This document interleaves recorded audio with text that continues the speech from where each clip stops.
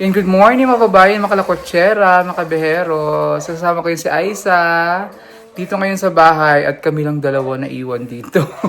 Kasi ang PB team, si Paul, si Peter Paul, si Junjun, si Melvin at si Krishna ay pumunta nag-mission ngayon para mamigay ng package at yung mga kababayang mga lumad o katutubo no, dito sa Mindanao. So ang naatasan na maiwan dito ngayon namin ni Aiza, kaming dalawa lang. So, ang gagawin namin ni Aiza, so, to keep us busy, yan, so maglilinis na lang kami ng ano.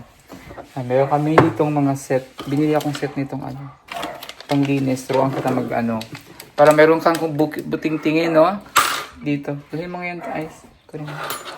Dito tayo sa labas.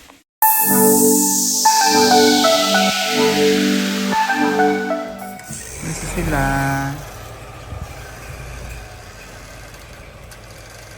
Maghatid sila ng package sa mga kababayan natin katutubo.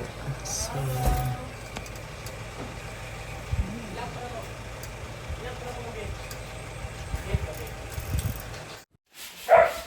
so gagawin namin ni Aiza to keep us busy. Meron kasi akong nabili itong set na panglinis ng kuko. So, turuan natin si Aiza maglinis. Alam mo naman siguro mag-anak, Aiz. Good. Kabalo ka. Hindi ba yan? Mag-cook tapos mag-nail polish. Ayan. Kasi as per advice by Nurse Nora, we should let Aiza keep her busy para hindi siya mabagot dun sa kwarto. Kailangan meron siyang mga activities na gagawin to keep her busy. So, isa ito ang sabi ko, kung para meron kaming gagawin ni Aiza ay dilinis kami ng kuko. Okay, nag-nail cutter na ka? Yes, love. So, ayan, maglinis tayo ng kuko.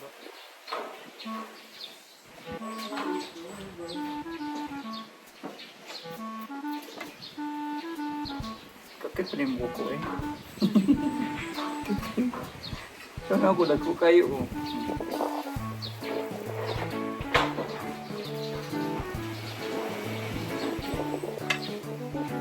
Dito sa Rihag, kapag mo rin ko yung Sir?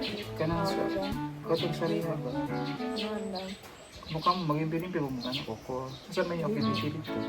Tanaw raw Netflix. Netflix lang ba eh? Tapos wala may Batang Quiapo. may activities na physical. Naayon estudyante. Sa may kailangan ko kayo. Kuan drawing, wala ba? Wala may ka na yung basketball, volleyball, Wala. badminton, wala na. Wala. Muli na lang buka dito. Wala ni. Kaya pala siya tumaga kasi wala silang mga physical activities na talagang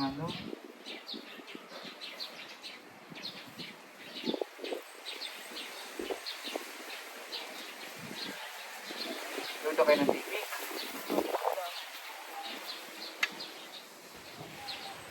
Paano kung yung hindi mo mag-exercise? Kuan lang ba? Mag-exercise ang yapon, Zumba. Zumba. Ano yung Zumba?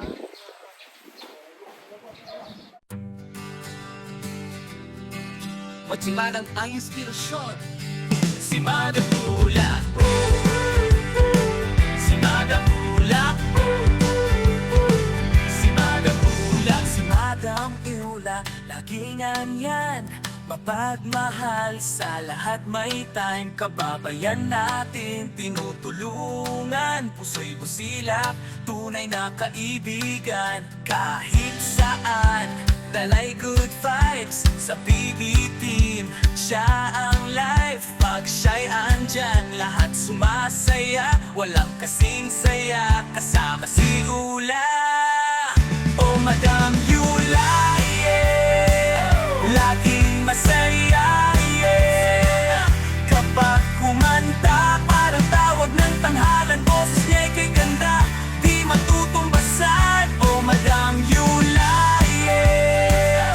Pag nagluto siya, wow. Sa kusina, oh, eta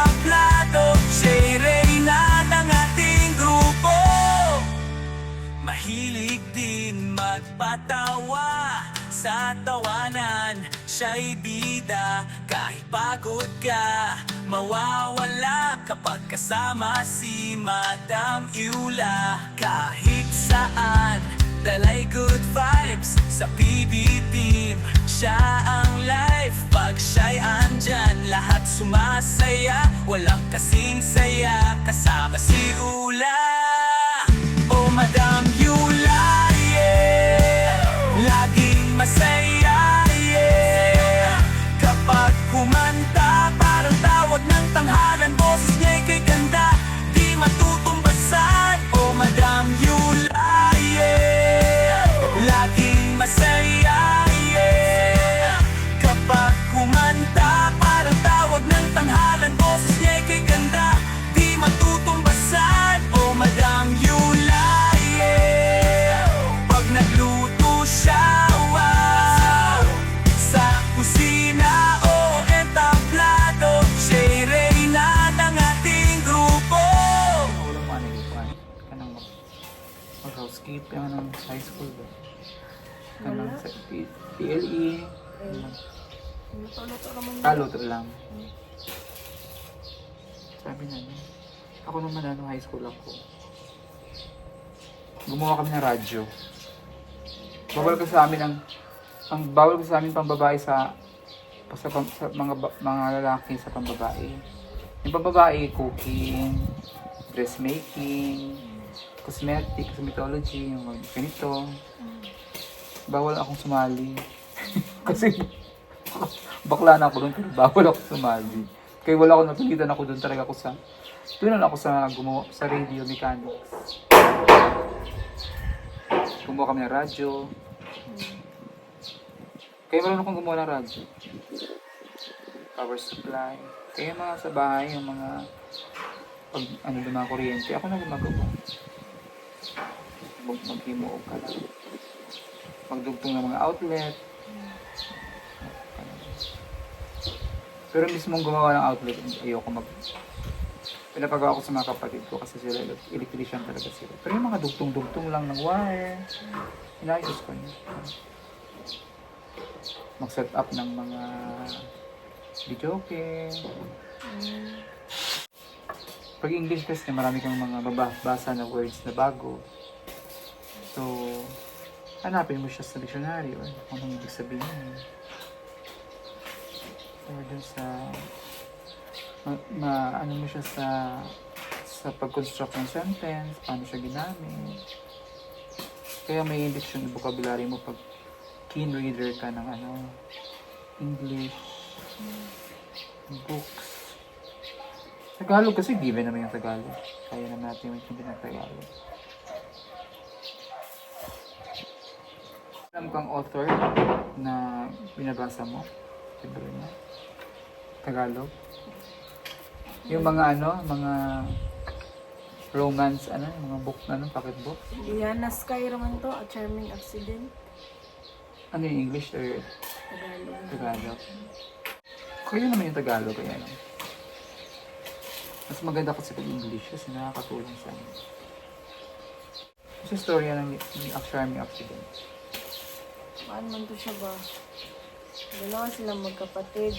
Then, Tapos, yung hindi na manghuran katong bunso. O, katong bunso kay picture siya ng babae. Nasa kuya. Kaya katong babae kay independent naman kay picture naman siya. Lambang. Nasa sa sariling balay. Ngayon kuya kay kulit mang kayo sila. Kasi pangutang o kwarta. Ano ba? Naatay time na nihangyo yung kuya na naali pa. Naasay ka ng kuan ka ng bisita. Ano, sa balay daw na patuloy. Dahil gusto niya nakailan sa lalaki. Sa sigay. wala kasi ngayon ang wala na masyadong mga pocket books na yun, na ganyan Tagalog. Like before na marami pang mahiraman, no? Mga Precious Heart naman. Precious Hearts Romance, yeah. Dati maraming ganyan, pwede kang sa aming panahon namin. Hiraan ang arkila ba? For rent. Parentahan yung mga pocket books. So, alam ko mga babae nating mahilig din sa mga kapanahunan namin. Yun ginagawa nila. Yung mga nagre-rent ng mga pocket books. Tapos pag napapos mo ng basahin, isoli mo. Pero may may record din sila doon kung sino nang hiramit ng title na to. May ganyan noon. Sabang wala na kasi ngayon ganyan. Try natin sa ano, baka nandiyan sa baka sa National Bookstore may mga pocket books. Anong gusto mo sa mga usually mga genre? Love story, horror. Pero kasi may mga horror din, di ba? May horror na mga novel. Ganyan. Love story. Love story gusto mo. Ayaw mo ng mga horror? Ikaw may Ay, okay lang po. Okay lang po daw. Ako may ko sa horror. Horror movies, horror mga favorite ko na author, English author is si Stephen King. Kasi yung mga books niya is more on medyo mga horror, pero mga drama, mga deep ang mga story, mga thriller, ganun. So yun yung pinabasa kong books. No? Tapos, mabasa din ako ng mga love story. Sa mga love story naman. Pero mostly Stephen King talaga yung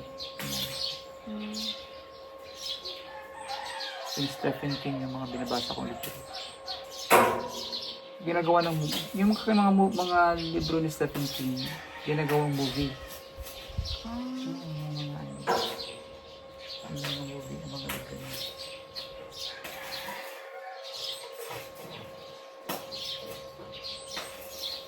Yan ang mga bet kong mga pisahin. Doon nagpapasa rin ako ng mga Sidney Sheldon, ng mga books, mga love story, sa kanya, mga ganun. Nagpapasa rin ako ng mga pocket books, Tagalog. Yung Precious Hearts romance na. Yung mga karamihan ng story ay mayaman yung lalaki, mahirap yung babae, no? Mga ganyang story yan. Yan. Tapos yung lalaki nagdadrive ng car na maganda. Tapos yung babae minsan katulong lang. Tapos yung minsan yung babae ano lang, yung mga ordinaryong babae. Tapos yung karamihan, yung lalaki talaga usually ang mayaman. Yan. Yung usually story sa Precious Hearts romance. Ayan na, we're done. Tingin ko din sa kayo. Patingin mo ngayon sa'yo. Yan, we're done. So mamaya magaling naman tayo. Ano ko yung book. Sure natin. Make-up tayo. Make-upan tayo. Nabaya, katong Christmas party na mo, dam, kay nagregalo sa kwa make-up. Ha? Diyan. Tingnan natin. So, Dagan kaayo. ano natin mamaya? Itry natin. Gamitin natin mamaya. Ano? Make-up yun mamaya. Naligo ka na ba? Ano? Oh my God. Tapos ang hindi, maglabar pala ako. Laban niya, nag-cute. Cute. Hindi naman tayo magkusot-kusot. Ano lang naman, washing lang ako. Hindi na masisira. Hindi naman ako mag-hand wash. Maglaro kami ng ganda-gandahan mamaya. Kasi birthday nga niya bukas. So anong plano sa birthday tomorrow? Yung ordinary day. Ordinary day? Anong wala sa natin, Sir Paul? Ang gagawin sa birthday mo? Wala naman. Siguro tayo lang. Kain tayo dito. Magluluto ako ng spaghetti. Gusto mo spaghetti? Opo. Kumakain ng spaghetti. Yes, sir. Okay, magluto ng spaghetti. Favorito na ako. Favorite yung spaghetti. Luto ako siya ng spaghetti tomorrow. Thank you, dam. Sa kanyang birthday. Later, maglaro pa tayo. Ikaw may gagawin. Ano gagawin mo ngayon? Gusto mo rin ng Netflix sa tablet ko? Sige, dam. Dito na lang sa TV. Meron dyan Netflix. Pwede po. Nakakonect yung ano ko dito sa Netflix. Nakakonect sa akin.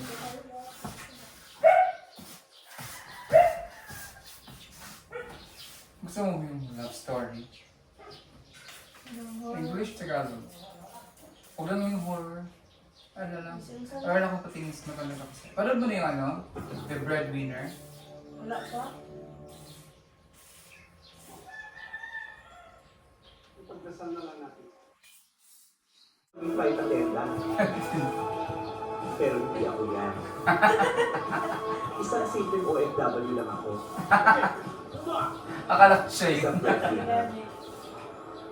Ako ba yung si Ma'am Francis? Ano tayo talagang mag-ayos na itong qualifying pass niya? Mga bakla, mga bumangin niya, wala kasi narinig ko kayo sa labas. May masita na naman tayo ni Wong. Saan ka ba galing? Ay, Mami! Tama mo dyan. Eh, ang dami ko pa namang break. Tsaka may 4 pa akong bago doon eh. 2 lang naman ang debit ko. Actually, isa. Dito ko. Nakahapit ko. Alam nga naman. Sabi mo, wala kang titira sa sarili mo. Bambi, pabili naman ako isang kapo. Ilang taon na rin ako dito. So ayan, naiya ko muna siya sa taas manood ng palabas sa isa. Actually, hindi naman siya, hindi ko pinanood ng medyo violent na mga movies kasi gusto niya yung una horror. So sabi ko wag yung horror kasi may violence doon. So pinanood ko lang sa kanya yung drama comedy, yung The Breadwinner is ni Vice Ganda. So tawa siya ng tawa. And then isa talaga sa advice ni Nurse Nora kay Aisa is to keep her busy, no? Let her keep her busy every day kasi hirap yung tulog siya ng tulog kasi ang ginagawa niya dito after kumain, after breakfast, tulog na naman siya ulit kasi wala siyang activity yung ginagawa. So sabi ni Nurse Nora, hindi effect daw yun ng gamot. Sabi ng Nurse Nora na minsan tutulog sila. Ganun. So, ang maganda daw doon is to keep her busy para yung utak niya gumagana, hindi wala silang iniisip na iba. Kasi minsan nagmumok siya sa kwarto. Sabi ni Nurse Nora, kailangan meron siyang kausap or merong may ginagawa siya. So, ngayon, para hindi siya matulog, pinanood ko na lang siya ng movie. Tapos kaya naglinis kami ng kuko. Tapos mamaya, gagawin kami kung anong gagawin namin na parang to keep her busy. And then, tulungan natin siya na gumaling. Kasi she's still on process of healing. She's still on the process of healing. So, kailangan talaga niya ng suporta, ng kasama niya sa bahay, sa kanyang pagkain, kailangan on time yung pagkain niya sa oras kasi may iniinom siya gamot. And then kailangan yung meron siyang kausap. Kaya kanina pinagkwento ko siya about sa kanyang nabasang novel, yung favorite niyang novel. Para meron din kwento siya yung mga memories niya, no? Yung memory na basta magana niya, may exercise yung utak niya kasi mahirap yung nakautunga lang siya, wala siya ginagawa, no? So makaka-cause yun ng depression na naman, may isip na naman siyang mga negative sa kanyang isip. Then nagtanong na naman siya regarding sa kanyang anong plano ni Sir Paul daw sa kanya dito. So kinausap ko na lang siya na magpagaling muna siya, and then plano niya, gusto niya talaga niya mag-aral daw. So yun, sinabi ko na rin naman ni Paul yun naman. Gusto ni Aisa na mag-aral ulit. So yung natin, I don't know kung anong plano ni Sir Paul, pero kasi na-inform ko ni Sir Paul about dun. And then we're always here kami, PB team. Gusto namin siyang tuluyan ng gumaling at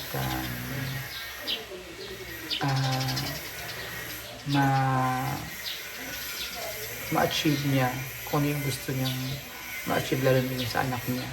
Kasi gusto talaga niya yung anak niya ay makasama niya, at tapos yung anak niya daw ay magkaroon ng magandang kinabukasan. So, yun yung sinabi ko kay Paul nung usap kami dito. Nag-usap kami ni Nurse Nora, si Paul, tsaka ako sa baba about kay Aisa. Then, kwento ko ngayon na she wants to go back to school. So, maganda yun kasi para ibalik niya yung dati niyang Tapos, kasi matalino siya isa. Sayang din yung kanyang talino kung hindi niya maano yun.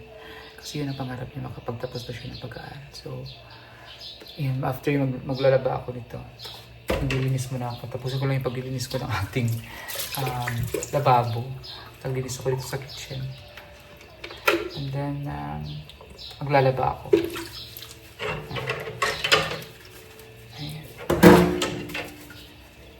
So, back to na ako. Andito na uli ako sa bahay. Okay, Capri. Sige lang. Mag-ampo ta. Lord, salamat sa tanang grasya. May magihatag sa mga Lord. Sa pagkaon, sa tanan. Hinaot na kini makahatag ka namin kusog sa matag adlaw. Lord, salamat kayo sa grasya. May magihatag sa mga ugsa. Ihatag pa nimo. In Jesus' name we pray. Amen. Amen. Kaya na kami ni Aisa. Kami nakakain. Ayan, kuha guys. Yung ulam namin, repeat. Yung ulam namin ngayon ay repeat kasi kami nung dalawa. Nagluto kasi ako kagabi ng sarsyadong isda. Prito. Tapos paksiw din na isda. Breakfast namin is corned beef at yung ganisa. So, i-repeat lang namin kasi marami pa eh. Okay, ready mo na? Okay, repeat. Okay, mo na repeat.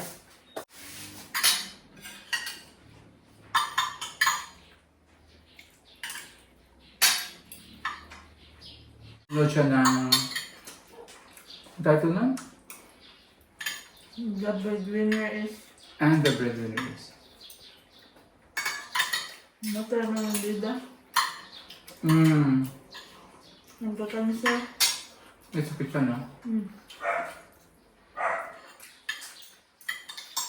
Isa lesson na ako na ano. Ha? Isa lesson na ako na ano. Sa movie. Family sticks forever. Family is forever. Totoo. Family is forever. Totoo yan.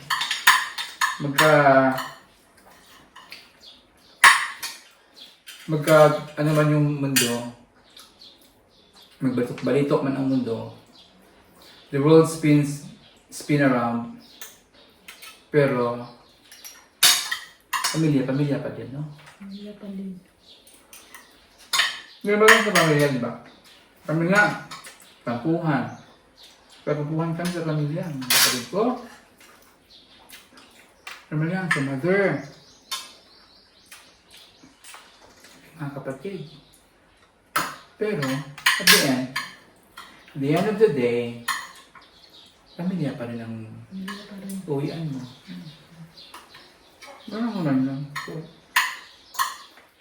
family is family. Family is forever. Tama yun. Dutunan mo. Kasi yung story doon,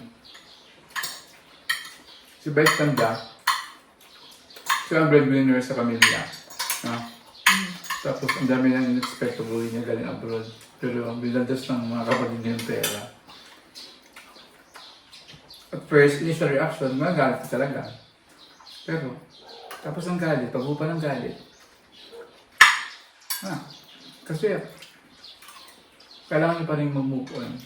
Kailangan pa rin magtulungan.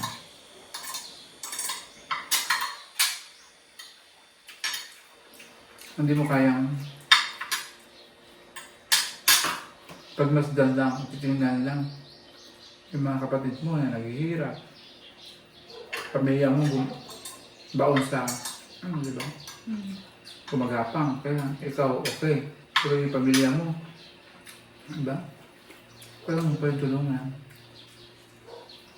Pero, sometimes may lesson din doon.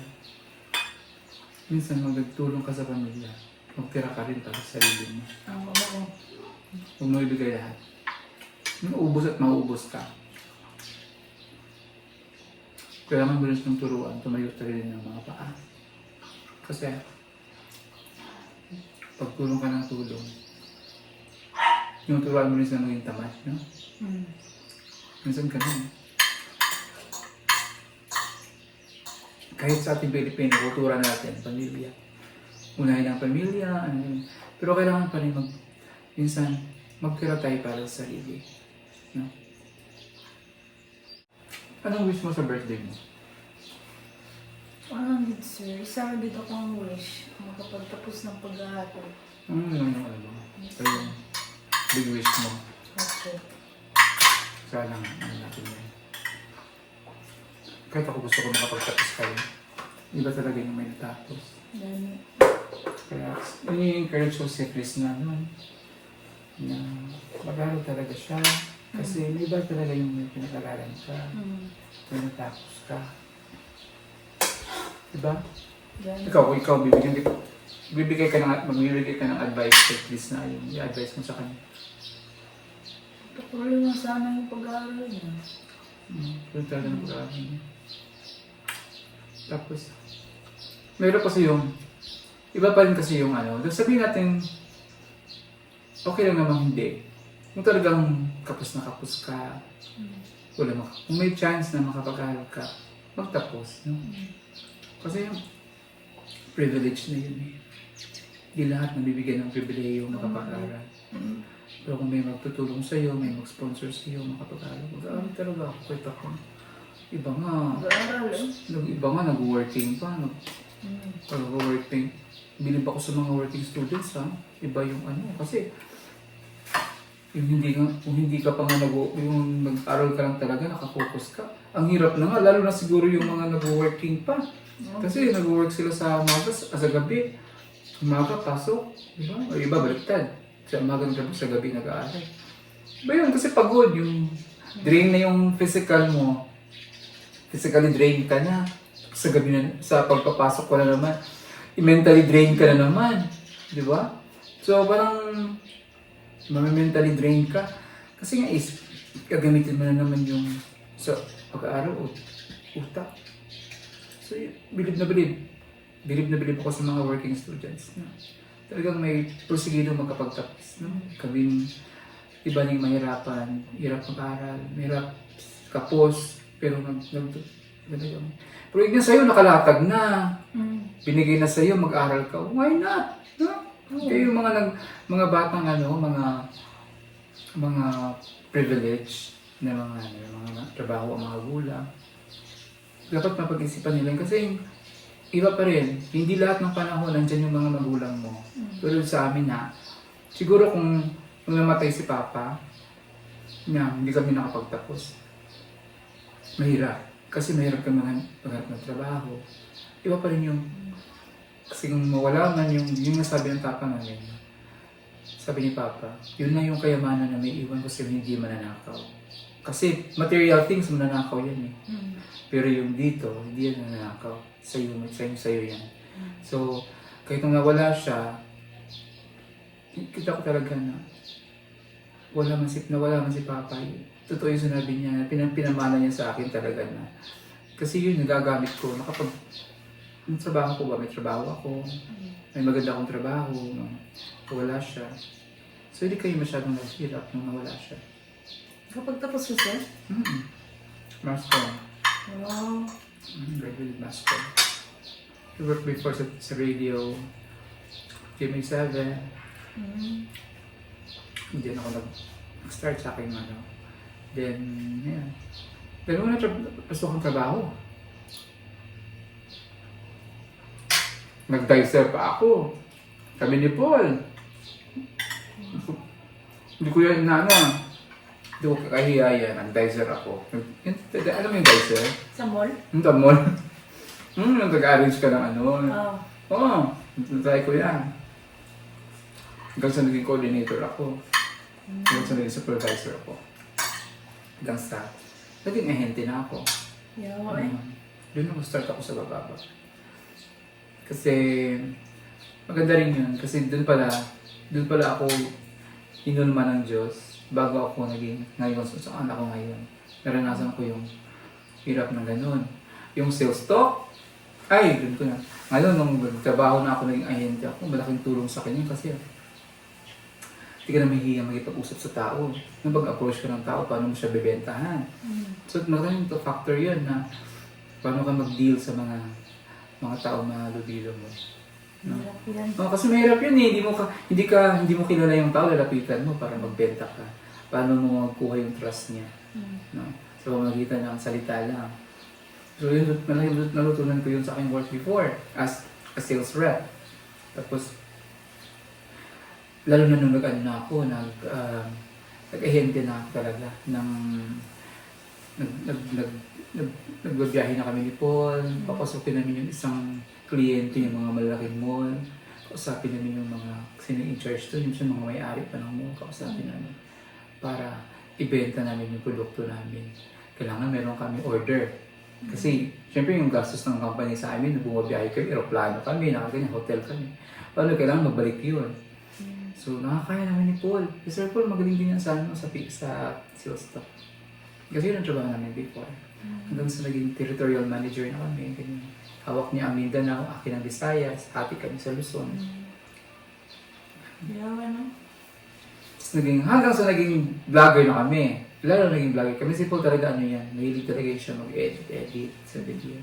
Ako naman, nakatulong sa akin kasi makipag-usap, magsalita sa harap ng camera. Hindi ako nahirapan, mag-interview. Kasi may idea na ako, may knowledge ako din. So, sa inyo din, pagtapos ko ng pag-aaral, hindi ka magtataga, hindi ka mahihirapan. No? Hindi ka matatakot na magtrabaho kasi may confident ka na may natapos ka. Tapos pag may sa mga nasa kumpanya ka na, hindi ka basta-basta tanggalin kasi madali kang ma-regular kasi may natapos ka. Tapos talagang may hindi ka basta-basta i-look down ng mga kasama mo sa trabaho kasi nakapagtapos ka. Iba kasi naman yung mas sa karamihan kasi pag nag-evaluation yan sa HR, sino i-retain, sino tatanggalin. Talagang binabasahan din na kung sino yung nakapagtapos. Mas bibigyan nilang value yung nakapagtapos.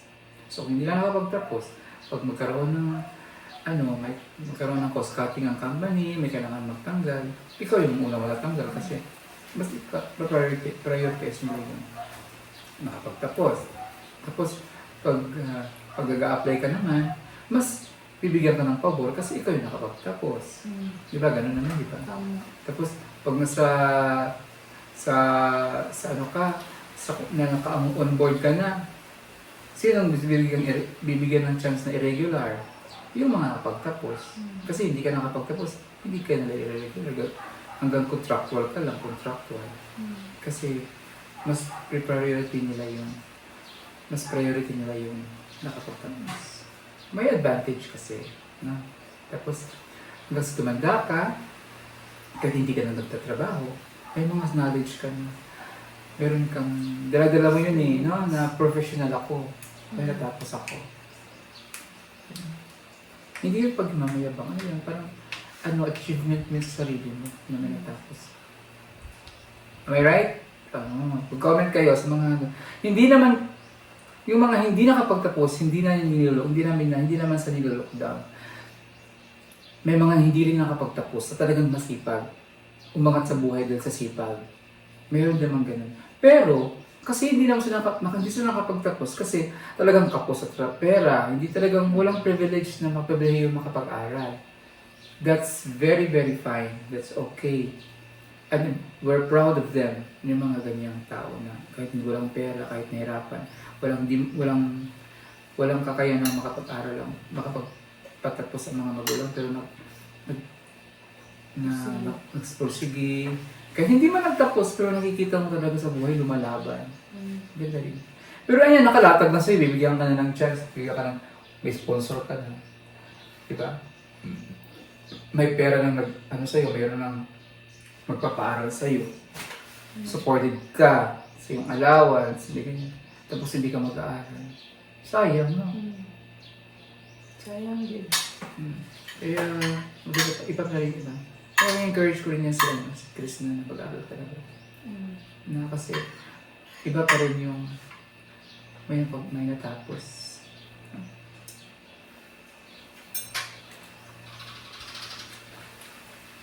Kaya I'm very proud of you. Kasi mayroon kang ganyan na gusto, mayroon kang you look forward. Thank you, sir. Nakapagtapos. Actually, naka-sir Paul din. Thank you, sir. Yan. Dito kami ng Nurse Nora. Sabi nga yung Nurse Nora, that's very good. Kasi yung attention mo, nakafocus ka, madadivert mo, wala ka na. Kasi dito nakatunganga ka.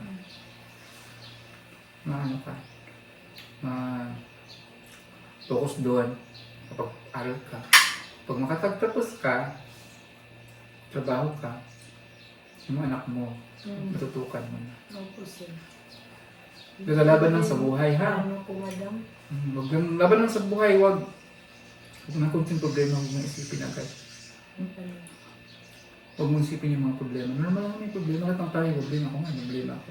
Pero hindi ko inisip. Smile pa din. Lagi ko nang inisip. Pinapasa Diyos ko na lang. Kasi ang ginawa ang Diyos. Andiyan naman yan. Dahil hindi naman yan nakapikit. Alam niya yung pinagdadaanan mo. Kaya nakita nga yan yung pagdadaanan mo. So ginamit niya ang PBT sa Sir Paul na i-guide yung buhay mo. Salamat talaga sa Diyos. Always, yan lagi isipin mo. Nandiyan ang Diyos. Wala akong rason para bumitaw. Kasi ang Diyos, hindi ka bibitawan ng Diyos. Unless kung ikaw bibitaw sa Diyos. Kung ang Diyos, hindi ka bibitawan. Minsan ang tao lang, tayo yung bumibitaw. Kasi tayo yung tayo yung minsan nahihingi talaga.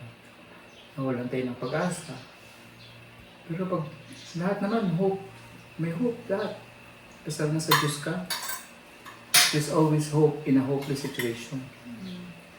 Even in a hopeless situation. Basta may Diyos ka.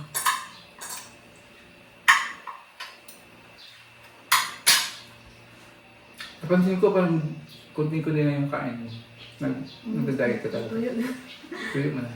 Tuyo na ko, dam. Basta. Kaya ninda ko ta. Very good. Kasi iba rin yung physically no na physically fit ka.